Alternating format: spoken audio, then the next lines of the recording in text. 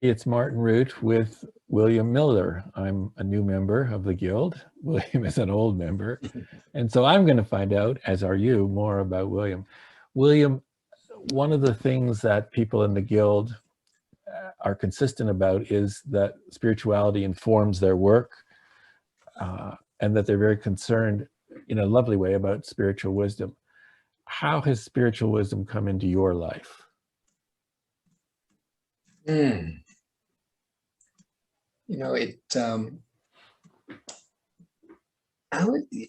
came to me quite early in a certain way when I was in high school, Catholic high school. And we did retreats once a year.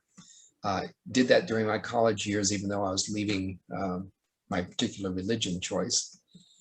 But over the years, it kept. Even when I was working at Stanford Research Institute and the innovation program, and even after I left that, I wanted to have what I call my monk days.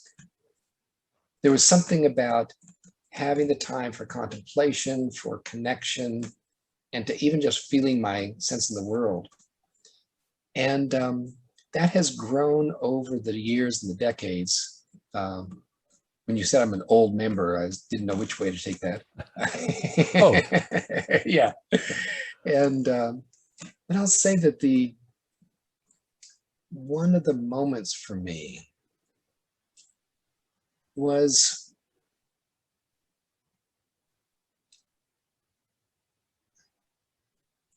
feeling like my spiritual life was so important to me in terms of growing it, but I didn't have a way of seeing it connected to my work. And it felt like it was compartmentalized one way or the other. And I remember a time in my 30s, this is when I was still at SRI, that I realized at some intuitive moment that what my work was about was how our spirituality and creativity / innovation and business, facets of the very same jewel. They weren't even separate things that need to be integrated or put together or whatever. They were looking at the same jewel from just 3 different lenses, or 3 different facets, I should say. And as I warmed up to that it began for me to see that, for example, how is it that the notion of unconditional love, in the New Testament, it's Jesus says, love your enemy and be loving in the same way that the sun shines on the just and the unjust. And I always thought that was the most radical thing I ever read, basically. But how is that unconditional love the very foundation of business? How could it be the very foundation of my relationships? How is that? That was the foundation of creativity. And that has been a question that I have loved that doesn't have any single endpoint answer. It's more a question that's like a fuel for the next part of my life. And so that sense of how do you have unconditional, selfless, and fearless love? Fearless because in love you feel a connection, which how can you have fear? Fear is only out of separation. And when that separation is dissolved, like maybe when you see a baby for the first time, or you love your spouse or whoever, when that separation is dissolved, there's no fear. There's just being. And I've come to realize that even the thing in the business world of empathy for design thinking, empathy is a doorway into unconditional love. But it's also a doorway into having to understand that who people really are is not even their personality. Who people really are is a deeper soul than that. The personality is more like the clothes that being is wearing. And we judge people by their clothes, we judge people by their personalities, but that undercuts what we can do even in business and how we treat each other. So I would say it's that kind of growing awareness that came from that one insight about what is really my purpose in work and life. So thank you for the question. Thank you. And for me, what I see is the inquiry. As in any inquiry, what happens as you keep asking the question is the arena deepens and broadens. And so that through line is very clear to me. So thank you. You're in the guild. What wisdom and experience can you offer the guild about this arena called conscious leadership? I like the word conscious. It somehow is a little bit more of a playing field than even the word spiritual for me in some ways. How so? Being conscious is kind of like even how, am I just being aware of this apple or this orange that I'm eating? Or am I off somewhere else and just chowing down some food? Being unconscious, if you will, to the moment. Can I live in this present moment? And it leads me to not spiritual, sometimes leads me to meditation or God and things like this. This grounds me back into just being present in this life. We're conscious. And how do we lead from what conscious also means to me is a certain oneness, not a uniformity with no differentiation, but a wholeness that allows us to be different. And yet at the same time, it's all one body. I'll tell you just a quick story about that. I happened to have a wonderful opportunity to sit into a very small seminar of 40 people with Joseph Campbell when he was alive. And after he's finished talking about some things, he had a Q&A. And in the Q&A, people would ask him a question and he would answer, and then another question or another thought. Someone would comment on the previous questioner, and then Joseph would comment. And I had about a 60-second experience that this was just like one person having a conversation in our head. It was just a single being having different voices to make a conversation, but just the same way that when you're by yourself, you have this little conversation going on. I had this experience of one being with 40 faces.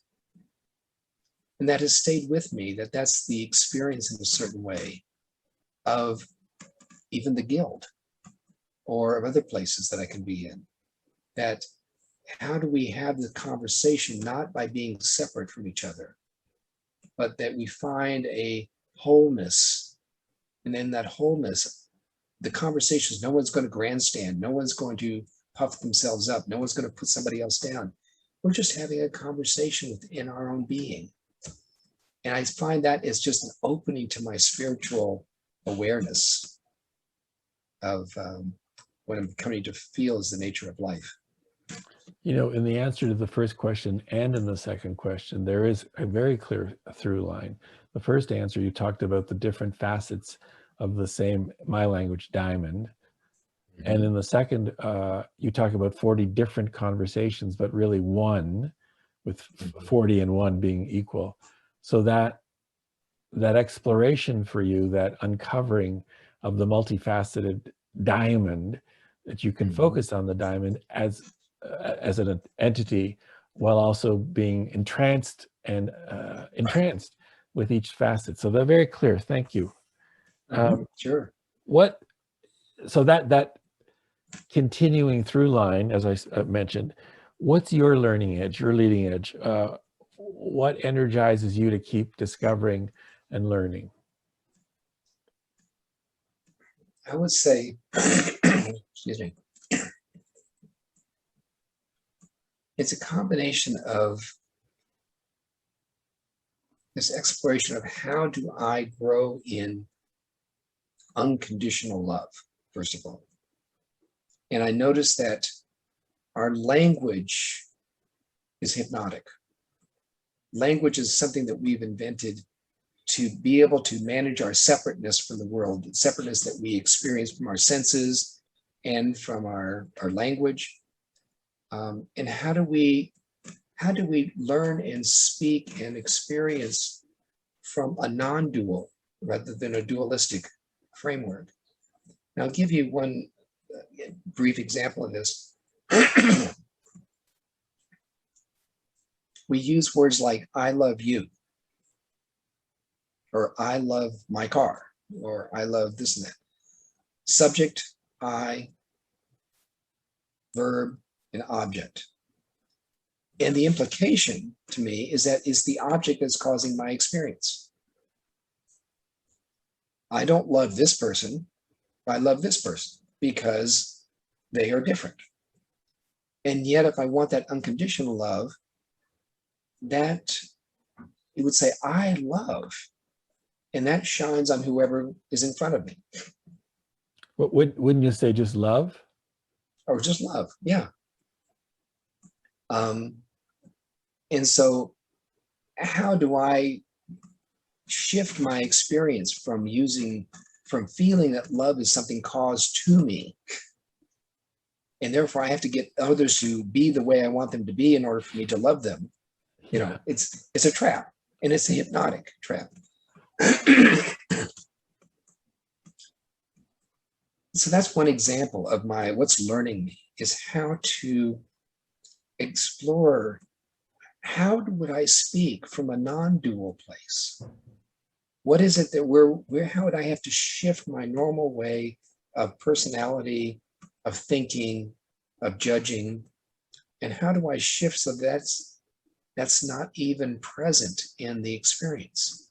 Or if it's present, it's more like, I use the example of a front door lantern. You've got a bulb and you have a fancy lantern with glass and brass and stuff. Yeah. Well, the glass and brass is just my personality, but the bulb is who I am. And, you know, and so I'm not going to, and you have a different brass lantern shape, but you have the same bulb. So how do I stay in touch from bulb to bulb rather than being all enamored by how fancy the lanterns are? You know, that's my learning edge right there. Very clear. Very clear.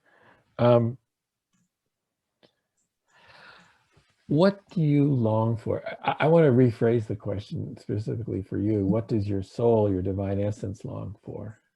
Mm.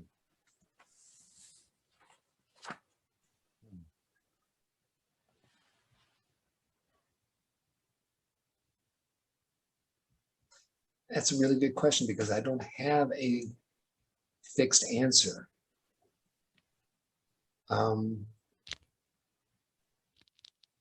One answer I have is for a world in which that kind of unconditional love becomes the very foundation of how we know each other. Not just how we relate, but that we live in the constant presence of I and thou, or we. I long for that and know it's possible. And I'm impatient sometimes. It's like I have the prayer that rings in my head: Dear God, give me patience, and I want it now. You know? I know the so prayer. I'm caught up in that sometimes. I know that prayer. Yeah. Sorry. All right. I see the other thing. Please. What I've learned is that in terms of my personal spiritual growth, I am wary of having any goals. Yeah. Because I know that the goals are the goals my ego would set in the first place, you know. And so I've come to a little phrase that I keep repeating at times to myself, which is that the moment or possibility of enlightenment for this particular being called William Miller is none of my business. It's not my concern. All I need to do is just love as best I know how to love, and just do that. That's all I have to be concerned about. I don't have to be concerned about some goal that I achieve in terms of my spiritual growth. And that keeps me a bit sober. Keeps me a little bit more centered and not getting off into my flights of fancy of, oh, I'd love to be a saint or something, you know. Thank you, William. The Guild has an incredible collection of amazing people. What would you like from them to support you?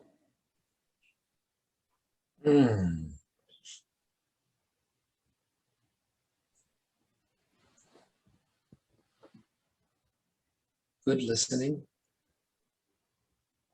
you know,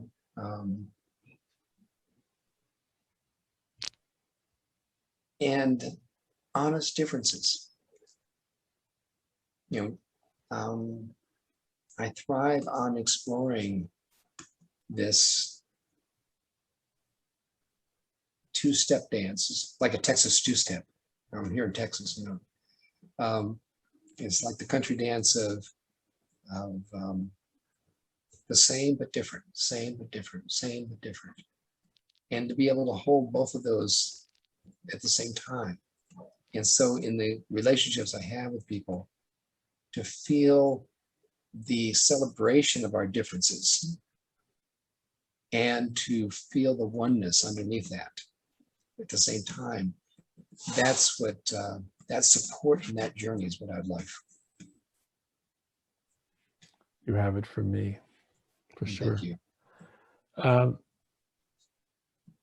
There's an open-ended question. I don't know if, did you choose one? No, you get to choose. Can I choose not one of those? Yes, you sure? Yeah. How do you play? It's great. One of my types of play is photography. And it's a quiet kind of play. But it's a play where I start to feel the joy of just being in a present moment. It's that kind. That's one thing. Another type of thing is going bike riding with my wife. We're getting to the point we want to get some e-bikes, but that's going to be what next year, I think. But we have a couple of bikes that are foldable bikes, and going out and just having that kind of exercise. And we live right near a park that has about a 4-mile green belt all the way to Lake Louisville here. And that kind of exercise feels like play to me. I enjoy it. And so it's those two things that I think that'd be my play. William, I feel in this, because we've apparently in our conversation before the interview, we had met a couple of times, but neither of us remember the specifics. It's good to meet you again. Yeah, good to meet you again too. I really appreciate the time. Thank you. And I feel very nourished by your answers.